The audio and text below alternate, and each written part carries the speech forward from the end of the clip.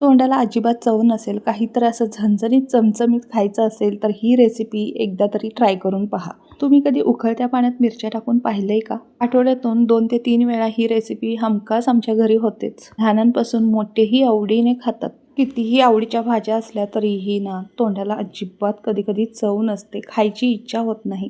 अशा वेळेला असं काहीतरी चमचमीत, चरचरीत असेल ना, 2 घास जास्तीचे जातात. आणि आमच्या घरी ताटामध्ये रोजच्या जेवणामध्ये मिरचीचा कोणताही एकतरी प्रकार असतोच. असे तर मिरचीचे बरेच असे प्रकार मी तुम्हाला दाखवले आहेत, पण हा प्रकार तुम्ही कधी पाहिलाय का? त्यासाठी ना इथे भरपूर अशा पोपटी मिरच्या घेतलेल्या आहेत. ह्या ना अजिबात तिखट नसतात. तुमच्या घरी जर तिखट खात असतील तर तुम्ही तिखटवालेही घेऊ शकता. आणि जरी तिखट असली तरी आपण उकळत्या पाण्यात मीठ टाकून मिरची छान अशी वाफवून घेणार आहे, त्यामुळे थोडाफार तिखटपणा त्याचा कमी होणार आहे. आणि अशी उकळत्या पाण्यातली मिरची ना खूप छान चवीला होते. त्यामुळे उकळत्या पाण्यात एकदा तरी मिरच्या टाकून तुम्ही ही रेसिपी करून पहा. एका कढईमध्ये भरपूर असं पाणी घेतलं आणि पाणी तापल्यानंतर ह्या मिरच्या आपण यामध्ये टाकायच्या आहेत. मिरच्या स्वच्छ धुवून घेतल्या आहेत. देठा अजिबात काढायचे नाहीत, कारण की पाण्याचा अंश मिरच्याच्या आतपर्यंत जातोच तो. देठ काढल्यावर पूर्णपणे मिरची ओलसर होऊ शकते, त्यामुळे देठं ठेवून द्यायचे आहेत. आणि काय करायचं, यामध्ये ना 1 चमचाभर मीठ घालायचं आहे. पूर्णपणे मिरच्या मऊ होईपर्यंत छान अशा उकळून घ्यायच्या आहेत आपल्याला. आता 1 ते 2 मिनिटं पाण्याला छान उकळी आली आहे. त्या पाण्यात मिरच्या आपल्याला छान उकळून घ्यायच्या आहेत, म्हणजे वाफवून घ्यायच्या आहेत. जास्त तिखट मिरची असेल ना, 5 मिनिटं तर मिरची पाण्यामध्ये छान उकळून घ्यायची. आणि जर कमी तिखटाची असेल तर 2 ते 3 मिनिटांमध्ये छान अशी मऊ होऊन त्याचा रंग बदलेपर्यंतच आपल्याला या पाण्यात उकळवून घ्यायची आहे. हे बघा, अशा पद्धतीने 2 ते 3 मिनिटं ही मिरची मी छान अशी शिजवून घेतलेली आहे. तुम्हाला माहिती आहे का, या मिठाच्या पाण्यातली मिरची ही अशीच खायला खूप छान लागते बरं का. पण ना आज मी एक मस्त असा मिरचीचा झणझणीत, चरचरीत, चमचमीत पदार्थ तुम्हाला करून दाखवणार आहे. माझ्या घरी तरी ताटामध्ये कितीही चमचमीत भाज्या असल्या तरीही मिरचीचा एकतरी प्रकार लागतोच. तोंडाला चव देखील येते आणि 2 घास जास्तीचे जातात हो. उकळत्या पाण्यात बघा मिरची एकदम मऊ झाली आहे, रंग बदलला आहे. त्यावेळेला आपल्याला गॅस बंद करायचा आणि या मिरच्या काढून घ्यायच्या आहेत.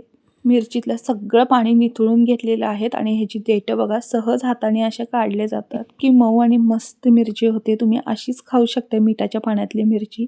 मिठाच्या पाण्यातली अशी मिरची आणि गरमागरम खुसखुशीत कडकडीत अशी चुलीवरची भाकरी, त्यासोबत दही, तेल, चटणी असेल ना, 1 नंबर कॉम्बिनेशन आहे. गरम गरम तेल, चटणी, भाकरी आणि अशी मिरची तुम्ही कधी खाल्ली का? नक्की कमेंट करून सांगा. सगळ्या मिरच्यांची देठं काढून घेतलेली आहेत. आता ही मिरची खलबत्त्यामध्ये टाकून मस्त अशी जाडसर मी कुटून घेणार आहे. त्यासोबत आपल्याला इथे 2 गड्डे लसणाचे म्हणजे 15 ते 20 पाकळ्याही घ्यायच्या आहेत. लसूण भरपूर प्रमाणात घालायचं आहे. लसणाने खूप छान चव देखील येते आणि अशा पद्धतीने तरी लसूण ना खाल्ला जातो, आपल्या पोटात जातो. लहान मुलेही आवडीने हा पदार्थ खातात. लहान मुलांच्याही पोटात लसूण जातो. त्यांनी त्याचे जे काही गुणधर्म आहेत ते आपल्याला भेटतात. असो, इथे बघा लसूण अशा पद्धतीने छान असा ठेचून घेतला आणि एका वेगळ्या प्लेटमध्ये काढून ठेवला आहे. तुम्हाला असं करायचं नसेल तर तुम्ही मिक्सरच्या भांड्यामध्येही अशी जाडसर पेस्ट करून घेऊ शकता. आता काय करायचं आहे, याच खलबत्त्यामध्ये ह्या सगळ्या मिरच्या मी ठेचून घेणार आहे जाडसर असं. ह्या खूप मऊ झाल्या आहेत, ह्या सहज ठेचल्या जातात. त्यामुळे ह्याचा लगदा करायचा नाही, जाडसर अशी आपल्याला पेस्ट ठेवायची आहे. तुम्ही मिक्सरच्या भांड्यात प्लस मोडवर अशी फिरवूनही घेऊ शकता जाडसर, किंवा बारीक चिरून घेऊ शकता.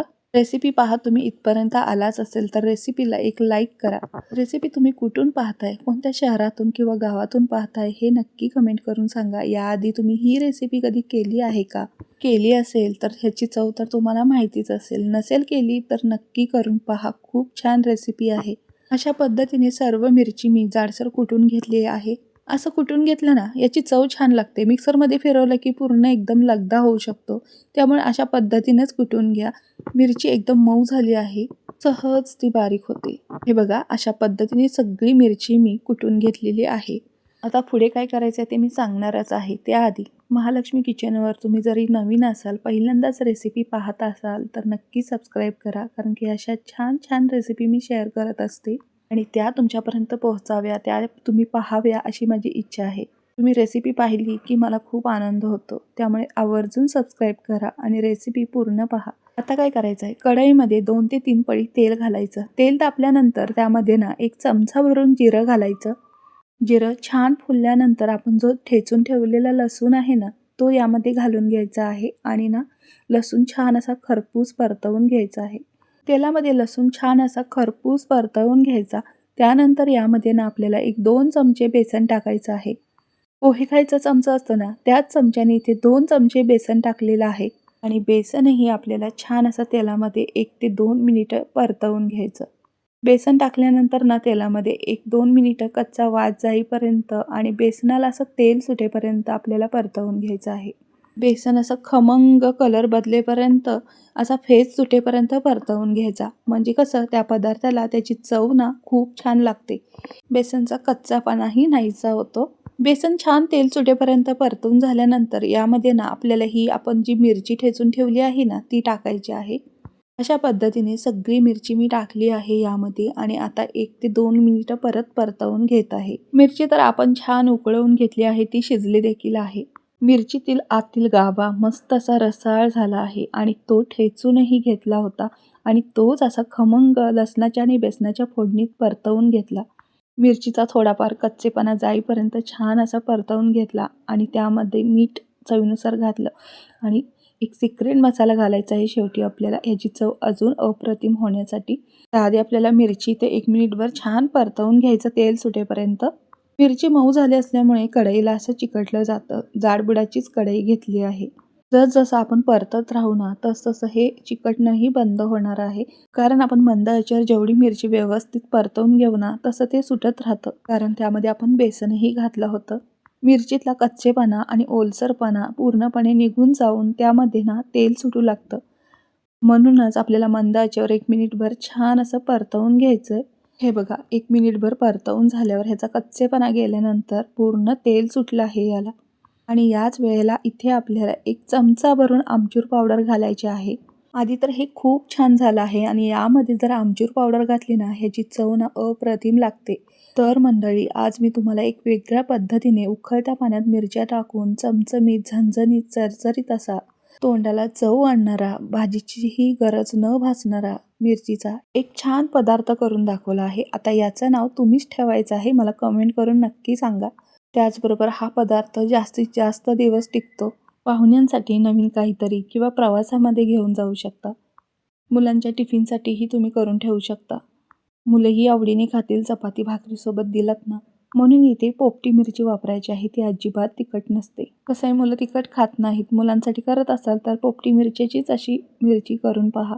आमच्या घरात तरी ना आठवड्यातून 2-3 वेळा मी करते आणि राहतच नाही शिल्लक. भाजीसारखं खाल्ला जातो. कारण ह्याची चवच अप्रतिम आहे. गरम गरम वरण भात असू द्यात, आमटी भात असू द्यात, गरमागरम ज्वारीची, तांदळाची किंवा चपाती ह्याच्यासोबत तर लागतंच छान. पण हा पदार्थ तुम्ही गरमागरम घावणे किंवा डोसे, कोणत्याही प्रकारचे थालीपीठ म्हणजेच नाश्त्याचा कोणताही प्रकार असू दे त्याच्यासोबत खाऊ शकता. 1 नंबर लागतं. अगदी चटणीचीही गरज लागणार नाही. तुमची कोणतीही भाजी फिकी पडेल याच्यासमोर. पदार्थ खूप छान आहे. नक्की करून पहा आणि याला काय नाव द्यायचं तुम्हीच सांगा. त्याचबरोबर मंडळी उकळत्या पाण्यातली ही मिरची जास्तीत जास्त लोकांना शेअर करा. तुमच्या मित्रमंडळींना शेअर करा. तुम्हाला आवडल्यास तुम्हीही करून पहा आणि नक्की केल्यानंतर मात्र एक कमेंट करून सांगा रेसिपी कशी झाली ती. धन्यवाद.